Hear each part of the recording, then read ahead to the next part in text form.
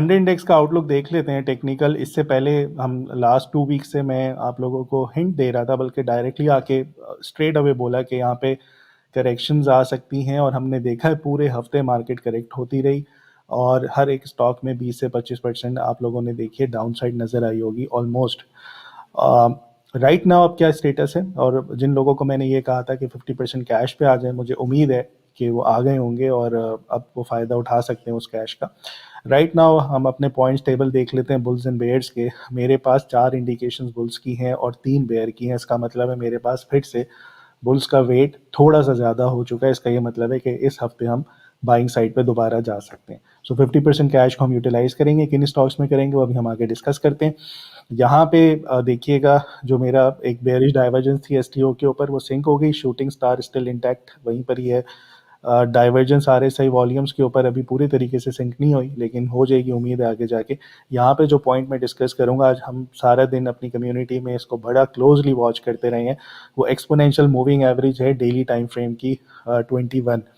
यहाँ पे देखिएगा मार्केट नीचे आई, इसको टेस्ट किया, फिर बाउंस कर गई, फिर दोबारा ये वाली बाउंस 26 नवंबर को मैंने हाईलाइट किया था कि करेक्शन आएगी, उसने इसी को टेस्ट किया और फिर बाउंस कर गया। उसके बाद second last week of December, जिसमें मैं कहा था कि थोड़े से कैश पे रहें 25%, सो यही हुआ। अगेन EMA 21 को जाके इसने टेस्ट किया, फिर बाउंस कर गया। राइट नाउ इस टाइम आज जो क्लोजिंग आई है वो तकरीबन आपकी 600 पॉइंट्स प्लस मार्केट बंद हुई है। अगेन सारा दिन EMA 21 को मार्केट टेस्ट करती रही है और अभी आखिर में जाके सेकेंड हाफ में इसने एक अच्छा साइन दिखाया है, जो कि ग्रीन कैंडल के साथ ऊपर इसने मार्केट को क्लोज किया है। OGDC PPL MTL वगैरह में बाइंग नज़र आई है। सो मेरे पास बुल्स के वेट थोड़े ज़्यादा हो गए हैं राइट नाउ। इसका ये मतलब है हम बाइंग की तरफ जाएंगे। कौन से स्टॉक्स चूज करने हैं वो अभी थोड़ी देर में मैं बताता हूँ आपको। सेकेंडली, यहाँ पे कुछ सजेशंस मैं आप लोगों से शेयर करना चाहूँगा या कोई डिस्कस करते हैं। मैंने ये देखा कि ये जब मार्केट करेक्ट हो रही थी तो बहुत से लोग पैनिक में थे, तो मैं उनको कुछ बताना चाहता हूँ कि सबसे पहले आप ये बताएं कि आपका ट्रेड प्लान था क्या, आप हैं कौन। अपना नाम नहीं बताना कि मैं शाहिद आफरीदी हूँ या मेरा नाम अब्दुल कादिर है। आप ये देखें आप इन्वेस्टर हैं या ट्रेडर हैं, इन दोनों में ज़मीन आसमान का फ़र्क है। वही अभी मैं बातें मैं जो डिस्कस करूँगा आपसे, खुद अपने ऊपर सेल्फ एनालिसिस करें कि आप करना क्या चाह रहे हैं। सही। ट्रेड प्लान आपका सबसे पहले आपके लिखा होना चाहिए, पेन डाउन होना चाहिए आपकी नोटबुक पे, आपके नोट्स में, कहीं ना कहीं, कि आप ये पर्टिकुलर स्टॉक क्यों खरीद रहे हैं। सही है। अब अगर फ़र्ज़ करें आप बुल्स एंड बेयर्स में जो कॉल्स हम दे रहे हैं, आप इसको अगर फॉलो कर रहे हैं, तो इसमें प्रॉपर एक स्टॉप लॉस प्लान है, प्रॉपर एक टारगेट प्राइस है, प्रॉपर एक एग्जिट प्लान है। सही है। सो अगर आप उसको ट्रेड प्लान को फॉलो कर रहे हैं, तो अगर आपका स्टॉप लॉस नहीं हिट हुआ, सही है, तो इसका ये मतलब है कि ट्रेड इंटैक्ट है। फिर मार्केट में करेक्शन भी आ रही है तो आपको परेशान नहीं होना, क्योंकि आपने एक पर्टिकुलर स्टॉक का स्टॉप लॉस रख के डिफाइन करके अपना रिस्क डिफाइन कर दिया कि मैंने इस पर्टिकुलर ट्रेड के ऊपर 10,000 का लॉस करना है या 20,000 का करना है, जो आपकी रिस्क एपेटाइट है। सेकेंडली, अगर आपने कोई हमारी वीडियो लास्ट वीक्स में देखी है जिसमें हमने कुछ सजेशंस दी थी आपको कि अगले साल ये वाले स्टॉक्स परफॉर्म कर सकते हैं, अब वो ट्रेड आपकी पूरे साल की है। सही है। तो अगर आपने 26-27 दिसंबर को वो स्टॉक्स खरीदे हैं, आज जुम्मा जुम्मा 8 दिन हुए, तो आप क्यों फिर परेशान हो रहे हैं। आपका प्लान क्या था, ईयरली प्लान, कि ये ईयर में पूरे एक साल में मुझे 20%, 30%, 40% के रिटर्न देके जाएगा, तो फिर मैं बुक करूंगा। अब अगर वो स्टॉक थोड़ा सा नीचे आ रहा है, क्या कंपनी बंद हो गई है, अपने आप से सवाल पूछें।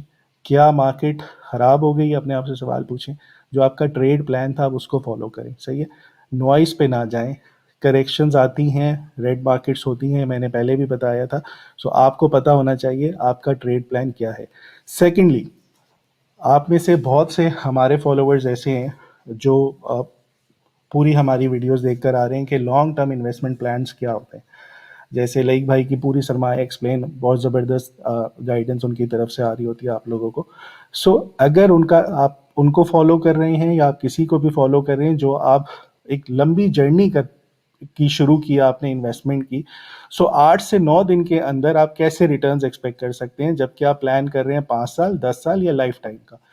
सो आपने अपने आप से सवाल पूछ रहे हैं। और जो इन्वेस्टमेंट प्लान्स होती हैं आपकी लॉन्ग टर्म स्टॉक्स के ऊपर, वो टोटली डिपेंड करते हैं मैक्रोस के ऊपर और फंडामेंटल्स के ऊपर, कंपनी के फंडामेंटल्स और पूरे मुल्क के आपके मैक्रो इंडिकेटर्स जो अमार यहाँ पे डिस्कस कर रहे हैं। बार बार आके हम लोग सबसे पहला सेगमेंट ही वो करते हैं कि मुल्क के क्या हालात हैं। अभी जैसे 5 मिनट पहले अमार ने डिस्कस किया कि ऑल इज़ गुड, सब कुछ ठीक है, अभी आपको एग्जिट नहीं लेना। अब फ़र्ज़ करें अगर आपको अपने लॉन्ग टर्म इन्वेस्टमेंट प्लान से एग्जिट लेना है, कब लेंगे? एग्जाम्पल दे रहा हूँ, जब आपके इंटरेस्ट रेट दोबारा बढ़ना शुरू हो जाए, जैसे हमने पिछली वीडियोस में डिस्कस किया है, जब आपके करंट अकाउंट डेफिसिट ख़राब होना शुरू हो जाए, जब आपके मुल्क में स्टेबिलिटी ना हो, फिर आप जाएंगे उस तरफ कि यार हाँ मुझे अपने स्टॉक से या म्यूचुअल फंड से निकल के लो रिस्क फंड्स में जाना है। सही है, तो आपका इन्वेस्टमेंट प्लान ये था। अब बहुत से लोग ऐसे हैं जिन्होंने इन्वेस्ट किया है 10 साल के लिए, अभी ये 5 दिन मार्केट करेक्ट हुई है, दिन रात मैसेजेस और दिन रात पैनिक भरी पड़ी है पूरी पाकिस्तान में कि स्टॉक मार्केट का बुरा हाल है। भाई अगर आपने प्लान किया है कि 10 साल का प्लान है, तो आप कैसे एक्सपेक्ट कर सकते हैं कि मैं 5 दिन के अंदर 6 दिन के अंदर वो रिटर्न्स ले लूँ? सही है, तो इन दोनों का डिफरेंस आपको बहुत क्लियर पता होना चाहिए कि स्विंग ट्रेडिंग या टेक्निकल एनालिसिस की बेस के ऊपर आप ट्रेड्स ले रहे हैं तो उसमें रिस्क मैनेजमेंट क्या है। सेकेंडली, अगर आप इन्वेस्टमेंट प्लान कर रहे हैं और आप सिप के ऊपर मॉडल पे चल रहे हैं, हर महीने आप कुछ ना कुछ इन्वेस्ट कर रहे हैं, तो फिर आपको ये देखना ही है कि इंडेक्स कहाँ पर है या मार्केट कहाँ पर है, फिर तो आपका प्लान कुछ और है।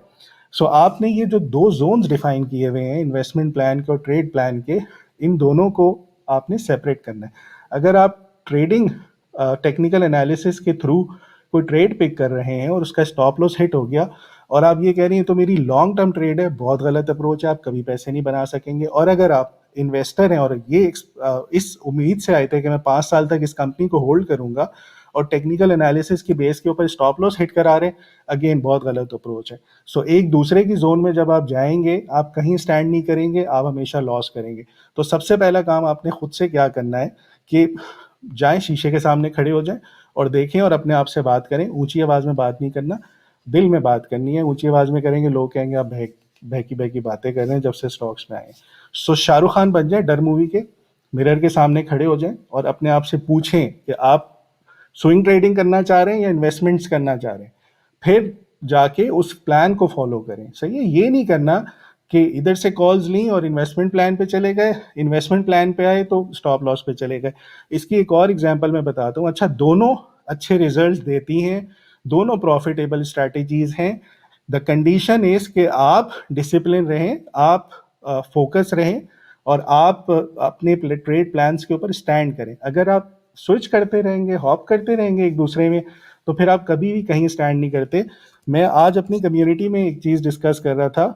2021 मई सितंबर में जब मार्केट नीचे आ रही थी तो मेरे क्लाइंट थे, उनके पास काफ़ी ज़्यादा लकी सीमेंट पड़ा था और मैंने उनसे कहा कि सर ये ब्रेक हो रहा है, ये हाई लो 790s वाला, तो बेहतर है आप इससे एग्जिट कर जाएं, ये आपको फिर नीचे हम 500 पे ले लेंगे, हमें कोई 35% का डिस्काउंट रेट उस पर मिल जाएगा, हमारे नंबर ऑफ शेयर्स बढ़ जाएंगे। उन्होंने कहा फराज मैंने बेचना ही नहीं है इसको, मैंने लिया ही इस नीयत से था कि मैं इसको कभी ज़िंदगी भर नहीं बेचूं। अच्छा, अब यहाँ पे आपको लग रहा होगा कि फराज ठीक था और वो साहब गलत थे। मेरा ये मानना है कि दोनों अपनी जगह ठीक थे। क्यों? क्योंकि जो 500 पे आया मैं ठीक हो गया, उसके बाद जो उनका प्लान था कि मैंने ज़िंदगी भर इसको नहीं बेचना, वो नीचे आया 350 तक, उसके बाद ये दोबारा बढ़ के आज तकरीबन 1200 1250 से ऊपर भी ट्रेड कर रहा है। इतने टाइम में उन्होंने उससे डिविडेंड भी ले लिया और उन्होंने मुझे कहा कि मैंने 2014 में कोई 350 रुपये का लिया था और मैंने इस नीयत से लिया था कि मैं इसको नहीं बेचता। अब 10 साल की इन्वेस्टमेंट प्लान के ऊपर वो प्रॉफिटेबल है। उन्होंने जो नीयत की, उन्होंने जो ट्रेड प्लान अपने लिए एग्जीक्यूट किया, वो इन्वेस्टमेंट प्लान था और वो उसके ऊपर स्टैंड रहे। सही है, वो और बात है कि बीच में मैक्रोज खराब हुए, मुल्क के हालात ख़राब हुए, वो अपनी जगह पे रहे। लॉन्ग रन में एक अच्छी कंपनी आपको अच्छे रिजल्ट्स दे जाती है।